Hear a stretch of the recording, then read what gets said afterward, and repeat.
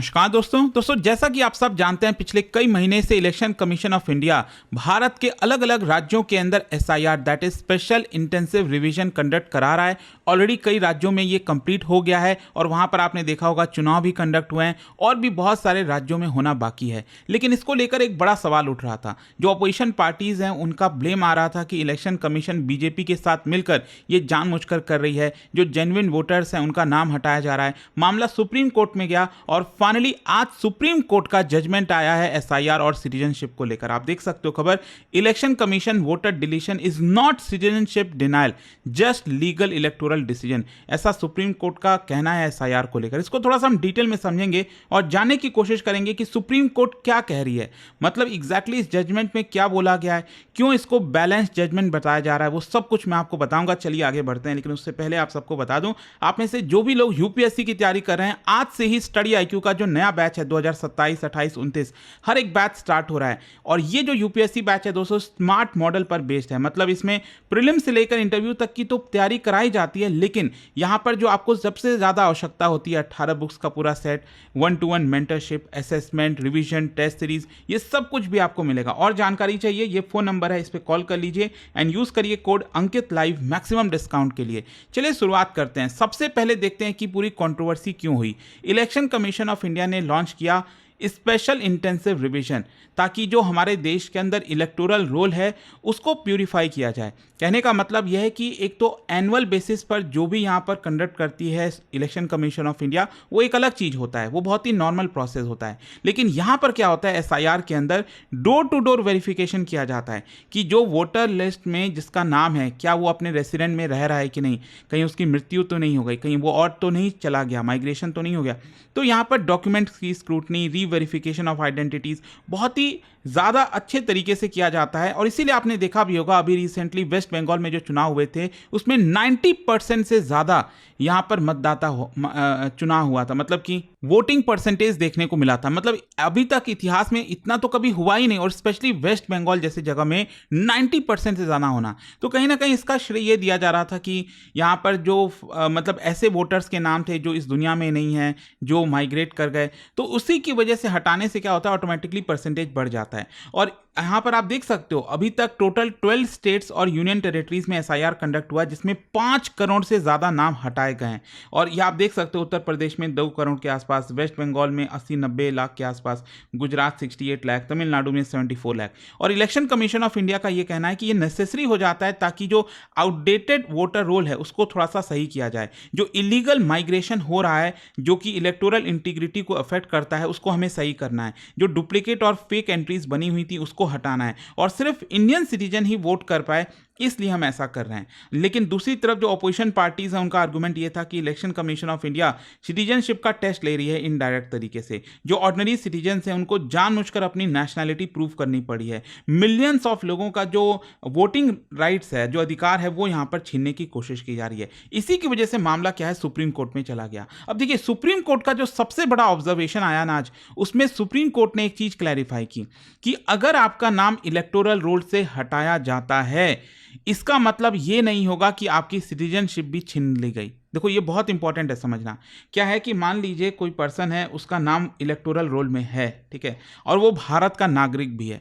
अब मान लीजिए किसी भी वजह से अगर उसका नाम हट जाता है, यहाँ से वो डॉक्यूमेंट प्रोवाइड नहीं कर पाता, कुछ नहीं हो पाता, तो अगर उसका नाम वोटर लिस्ट से हट गया तो क्या वो भारत का नागरिक नहीं रहा? ऐसा नहीं है। ये आपका सुप्रीम कोर्ट ने एकदम क्लियरली डिस्टिंक्ट कर दिया है। कोर्ट ने बेसिकली सिटीजनशिप और जो इलेक्टोरल एलिजिबिलिटी है उसको सेपरेट किया है कि ये दोनों रिलेटेड तो हैं बट ये दोनों ही डिफरेंट हैं लीगली। और ये डिस्टिंक्शन क्यों मैटर करता है समझिए। बहुत से लोगों को ये डर लग रहा था कि अगर उनका नाम वोटर लिस्ट से हटा मतलब वो अब फॉरेनर्स डिक्लेयर कर दिए जाएंगे, उनको डिटेन किया जाएगा, डिपोर्ट कर दिया जाएगा। और कोर्ट ने यहाँ पर उस पैनिक को प्रिवेंट करने के लिए क्लैरिफाई किया है कि इलेक्शन कमीशन सिर्फ वोटर लिस्ट में चेंजेस कर सकती है, वो ऑटोमेटिकली किसी की जो नेशनैलिटी का स्टेटस है वो नहीं हटा सकती। तो जो जजेस हैं, जो 2 जजों की बेंच थी जिन्होंने फैसला सुनाया, उन्होंने यही कहा है कि citizenship can only be affected through proper legal procedure. हमारे देश में जो लीगल अथॉरिटी है, जो रेलेवेंट अथॉरिटी है, वही डिसाइड करेगी। ये इलेक्शन कमीशन का काम नहीं है कि कौन नागरिक है कौन नहीं है। अच्छा, इसको लेकर कंफ्यूजन क्यों हो रहा था, समझिए। क्या है कि हमारे संविधान में आर्टिकल 326 है जिसमें राइट टू वोट की बात कही गई है। अब देखिए, राइट टू वोट किसको है, किसको अधिकार है वोट देने का? वो सिर्फ भारतीय नागरिक जिसकी उम्र 18 साल से अबव है तो ही आप एलिजिबल वोटर हो। मतलब इसी की वजह से लोगों को कंफ्यूजन हो रहा था कि अगर आप वोटिंग लिस्ट में आपका नाम नहीं है, आपको हटाया जा रहा है, तो इसका मतलब यही हुआ ना कि आप भारत के नागरिक नहीं हो। अगर आप भारत के नागरिक होते तब आपका नाम क्यों हटाया जाता? इसीलिए ये सारी चीजें आ रही थी। लेकिन देखो, यहां पर इलेक्शन कमीशन का आर्गुमेंट क्या था? इलेक्शन कमीशन ये कह रहा था, अपना जो पक्ष रख रहा था उसमें ये था कि एक तो सिर्फ ये बात सही है कि सिर्फ जो सिटीजन्स हैं उन्हीं को वोट देने का अधिकार है। फिर दूसरा, इलेक्टोरल इंटीग्रिटी भी बहुत जरूरी है। उन्होंने कहा, इलेक्शन कमीशन ने बताया कि बहुत सारे फेक वोटर्स हैं, गलत डॉक्यूमेंट बनाकर हमारे इलेक्शन की इंटीग्रिटी को खराब कर रहे हैं। इलीगल इंक्लूजन किया जा रहा है जिसकी वजह से इलेक्शन आउटकम खराब हो सकता है। इलेक्टोरल जो रोल है वो हमें एक्यूरेट रखना चाहिए। और तीसरा, यहां पर यह बोला है, खुद इलेक्शन कमीशन ने बोला है कि एसआईआर का मतलब डिपोर्टेशन नहीं होता है। इलेक्शन कमीशन ऑफ इंडिया ने बोला है सुप्रीम कोर्ट को कि एसआईआर की जो स्क्रूटनी है वो सिर्फ वोटर रोल के लिए है, यहां पर हम किसी की सिटीजनशिप कैंसिल नहीं कर रहे हैं। लेकिन दूसरी तरफ जो पिटिशनर्स ने अपना आर्गुमेंट रखा सुप्रीम कोर्ट में, उसमें जो अपोजिशन के लीडर्स हैं उन्होंने आर्गुमेंट ये दिया कि जानबूझकर ये इनडायरेक्ट तरीके से एनआरसी किया जा रहा है। एनआरसी आपको याद होगा, पिछले कुछ साल पहले भारत में बड़ा मुद्दा बना था, जो आपको याद होगा, सीएए, राइट, और शाहीन बाग प्रोटेस्ट वगैरह, ये सब मतलब काफ़ी कुछ हुआ था जिसको देखते हुए सरकार को एनआरसी को पीछे लेना पड़ा। सरकार ने साफ कह दिया कि हम एनआरसी नहीं करा रहे हैं। लेकिन ऑपोजिशन का आर्गुमेंट यह है कि सरकार इनडायरेक्ट तरीके से ये जो एसआईआर करा रही है वो एक प्रकार का एनआरसी है, क्योंकि जो गरीब व्यक्ति है उसको अपना सिटीजनशिप प्रूव करना पड़ेगा। एंड मिलियंस ऑफ लोग ऐसे हैं भारत के अंदर जिनके पास बर्थ सर्टिफिकेट है ही नहीं, कोई स्टेबल एड्रेस है नहीं, कोई लीगल जो डॉक्यूमेंट है वो है नहीं। और स्पेशली ये माइग्रेंट्स को, वुमेन आफ्टर मैरिज को, जो रूरल सिटीजन्स है, ट्राइबल कम्युनिटीज़ हो गई, अर्बन वर्कर्स हो गए गरीब, तो उन सब के ऊपर ज़्यादा अफेक्ट करेगा। तो उन अपोजिशन ने यह आर्गुमेंट दिया सुप्रीम कोर्ट में कि इलेक्शन कमीशन ऑफ इंडिया के पास ये पावर नहीं है कि वो सिटीजनशिप को डिसाइड करें। पिटिशनर्स ये कह रहे थे कि सिर्फ यूनियन गवर्नमेंट, और वो भी होम मिनिस्ट्री, वो डिसाइड कर सकती है। और इसीलिए आई होप अब आप समझ रहे होंगे कि कोर्ट ने यहां पर एक मिडिल पाथ चुना है। सुप्रीम कोर्ट ने यहां पर एसआईआर को कैंसिल नहीं किया, क्योंकि ऑपोजिशन पार्टी यही कह रही थी कि आप एसआईआर को रद्द कर दीजिए, कैंसिल कर दीजिए। तो सुप्रीम कोर्ट ने वो कैंसिल नहीं किया है। सुप्रीम कोर्ट ने एक बैलेंस अप्रोच अपनाया है और कहा है कि इलेक्शन कमीशन ऑफ इंडिया के पास पावर है इलेक्टोरल रोल को रिवाइज करने का, क्लीन इलेक्शन कंडक्ट करने का, जो वोटर एलिजिबिलिटी है उसकी स्क्रूटनी करने का। ये संविधान कहता है, हमारा कॉन्स्टिट्यूशन कहता है इलेक्शन कमीशन को कि आप ऐसा करिए। तो कोर्ट ने बेसिकली कुछ लिमिट्स लगा दी हैं। बस कोर्ट ने यह कहा है कि आपका जो रोल होगा इलेक्शन कमीशन का वो सिर्फ वोटर लिस्ट तक होगा, सिटीजनशिप को डिटरमाइन करना नहीं करना वो आपका अधिकार नहीं होगा। अच्छा, इन सारी चीजों में आधार भी एक बड़ा इशू बन गया था। क्या है कि जब एसआईआर कंडक्ट किया जा रहा था तो आपने देखा होगा कई लोग जो है आधार लेकर आ रहे थे, कह रहे थे कि देखिए मेरे पास तो ये डॉक्यूमेंट है। तो यहां पर कोर्ट का यह कहना है कि देखो, Aadhaar can not prove your citizenship. Basically यहां पर यह है कि आधार आपकी आइडेंटिटी बताता है, आपका रेसिडेंस बताता है आप कहां रहते हो, और बायोमेट्रिक का जो यूनिकनेस है वो बताता है। मतलब जो भारत का नागरिक नहीं है वो भी आधार ले सकता है, उसके पास भी आधार होगा। हमारे देश में अगर आप देखोगे तो ऐसा तो है नहीं कि जिसके पास आधार है मतलब वो सिटीजन कहला लेगा। तो इसीलिए Aadhaar alone can not establish voting eligibility. तो आई होप आप समझ रहे होगे कि जब एसआईआर कंडक्ट होगा, आपके एरिया में आएगा, तो सिर्फ आधार से काम नहीं चलेगा, क्योंकि आधार ये नहीं प्रूव कर पाता कि आप वोटिंग लिस्ट में रहोगे कि नहीं। तो ये इंपॉर्टेंट है। अच्छा, ये लीगली कॉम्प्लेक्स भी इसीलिए हो जाता है क्योंकि हमारे देश में एक बड़ी समस्या ये रही है कि स्टार्टिंग से अगर आप देखोगे ना तो हमारे यहाँ कोई एक सिंगल डॉक्यूमेंट नहीं है जिससे आप कह सकें कि ये सिटीजनशिप का प्रूफ है। डॉक्यूमेंट्स तो बतेरे हो गए हमारे देश में, आधार है, पासपोर्ट है, बर्थ सर्टिफिकेट है, voter ID, ration card, pan, सब कुछ है, लेकिन इन सभी का अलग अलग रोल है। हाँ, मैं ये कह सकता हूं, अगर आप देखोगे तो जो सबसे सॉलिड प्रूफ होता है ना सिटीजनशिप का भारत के अंदर, वो कहीं काफ़ी हद तक पासपोर्ट आप कह सकते हो, लेकिन बाकी की चीज़ें एकदम आपका सिटीजनशिप है ये प्रूव नहीं कर सकती। और बाकी देशों में अगर आप देखोगे फॉरेन वगैरह में तो एक प्रॉपर डॉक्यूमेंट होता है, ये एक नागरिकता प्रमाण होती है। आप नेपाल चले जाओ वहाँ पर भी होती है, हर देश में होती है। कहीं ना कहीं भारत इस चीज़ को मिस कर गया। हमारे पास भी अगर स्टार्टिंग से ये चीज़ होती तो शायद ये प्रॉब्लम देखने को ना मिलती। अच्छा, यहाँ पर सुप्रीम कोर्ट ने कुछ सेफगार्ड रखा है। सुप्रीम कोर्ट ने यह भी कहा है कि बिना किसी वोटर को नोटिस दिए यहाँ पर आप किसी को रिमूव नहीं कर सकते। और ये बात सही है दोस्तों, ये मैं खुद प्रैक्टिकल एग्जाम्पल बता रहा हूँ। मैं जैसे कहीं और रहता था तो वहाँ पर SIR कंडक्ट हुआ होगा। अब मैं वहाँ रह नहीं रहा हूँ पिछले 4-5 साल से मान लो, लेकिन मेरा वोटर ID वहीं का था।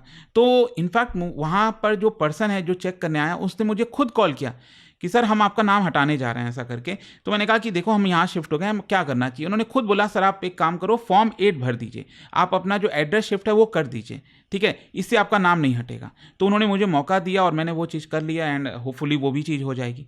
तो आई होप आप समझ रहे होगे कि ये जो चीज़ कही जा रही है सुप्रीम कोर्ट के द्वारा, ये बात सही है कि किसी को बिना नोटिस दिया वैसे इलेक्शन कमीशन आएगा नाम हटा देगा, ऐसे नहीं होना चाहिए। So citizen should get a hearing opportunity. अगर किसी का नाम हटाया भी जा रहा है तो उसको अपॉर्चुनिटी मिलनी चाहिए। रॉन्गफुल डिलीशन जो है वो आपका उसके प्रति सेफगार्ड होना चाहिए। तो कोर्ट ने एम्फसाइज यही किया है कि जो रीज़न है स्पेसिफाई होना चाहिए। अगर आप किसी का नाम हटा रहे हो तो आर्बिट्री डिलीशन जो है वो अनएक्सेप्टेबल है। अच्छा, कोर्ट ने यहाँ पर डाउटफुल सिटीजन्स को लेकर भी कुछ कहा है, क्योंकि बहुत से ऐसे मान लो अगर कोई होगा जिसके सिटीजनशिप को लेकर डाउटफुल है, तो उसको लेकर सुप्रीम कोर्ट ने कहा है कि आप यहाँ पर जो मिनिस्ट्री ऑफ होम अफेयर्स है, सेंट्रल गवर्नमेंट है, उसको बताइए। इनफैक्ट सुप्रीम कोर्ट ने निर्देश दिया है इलेक्शन कमीशन को 4 हफ्ते का, 4 वीक का, कि आप सारे जो नाम है डाउटफुल सिटीजन्स के वो मिनिस्ट्री ऑफ होम अफेयर्स को भेजिए। वो डिटरमाइन करेगी कि कौन नागरिक है नहीं है। अब जहां तक सवाल है कि जितने भी लोगों के नाम ऑलरेडी डिलीट हो चुके हैं उनका क्या होगा, देखो उनके पास मौका है इलेक्टोरल अपील का। मतलब वो अपने ऑब्जेक्शन को फाइल कर सकते हैं इलेक्शन कमीशन के पास, डॉक्यूमेंट सबमिट कर सकते हैं, और अगर सही सब कुछ रहा तो इलेक्शन कमीशन आपका नाम वापस से उसमें डाल देगा। फिर ट्रिब्यूनल रिव्यू भी होगा। स्पेशल ट्रिब्यूनल और जो जुडिशियल ऑफिसर्स हैं वो आपके डिस्प्यूट को हियर कर सकते हैं अगर इलेक्शन कमीशन के पास बात नहीं बनती है। फिर ज़्यादा से ज़्यादा मामला क्या होगा, सुप्रीम कोर्ट और हाई कोर्ट तक जा सकता है। और जहाँ तक सिटीजनशिप का मामला है वो मैंने आपको पहले बता दिया, वो आपका सेंट्रल गवर्नमेंट देखेगी। अच्छा, यहां पर जो जजमेंट ये हुआ है ना, फाइनली लास्ट में ये आता है कि ये इतना इंपॉर्टेंट क्यों है। देखो इससे होगा क्या, ये एक लैंडमार्क जजमेंट की तरह आया है। यहां पर हमारा एक नया कॉन्स्टिट्यूशनल डॉक्ट्रिन सामने आया जिसमें यह कहा गया है कि वोटिंग एलिजिबिलिटी और जो सिटीजनशिप है वो दोनों ही अलग चीज हैं। तो इसका मतलब अगर वोटिंग को लेकर, सिटीजनशिप को लेकर मामला कल के डेट में सुप्रीम कोर्ट में जाता है, कहीं पर भी जाता है, तो ये एक आधार बन जाएगा आपका, इसी के बेसिस पर सब कुछ तय किए जाएंगे। सो दैट इज वाई आज ये जो जजमेंट था वो इतना इंपॉर्टेंट था। खैर, जाने से पहले आप सबके लिए एक interesting question, model code of conduct को लेकर 2 स्टेटमेंट यहां पर दिया, आपको बताना है, और उसका जो राइट आंसर है आप सब जानते हैं, मेरे इंस्टाग्राम पर तो मिलेगा ही, वहां पर अगर आप नहीं हो कोई बात नहीं, टेलीग्राम से ले सकते हैं इसका सही उत्तर। और दोस्तों, जैसा मैंने आपको बताया, आज से ही स्टडी IQ का जो नया बैच है यूपीएससी का स्टार्ट हो रहा है, जिसमें यूपीएससी प्रीलिम्स, मेंस, इंटरव्यू सब कुछ की तो तैयारी कराई जाती है, लेकिन हमने यहां पर स्मार्ट मॉडल लॉन्च किया है जिसमें एक प्रॉपर डैशबोर्ड होता है जो आपके ट्रैक को रखता है। मतलब आपका परफॉर्मेंस कैसा चल रहा है, टेस्ट सीरीज कितना अटेम्प्ट हुआ, क्या चीज़ें हैं, तो इससे आपको एक अपनी प्रोग्रेस पता चल पाएगी। और भी जानकारी चाहिए इसके बारे में, ये फ़ोन नंबर दिया, आप इस पर कॉल कर सकते हैं एंड यूज़ करिए कोड अंकित लाइव मैक्सिमम डिस्काउंट के लिए। स्टडी IQ IAS, आपका सिलेक्शन हमारा मिशन।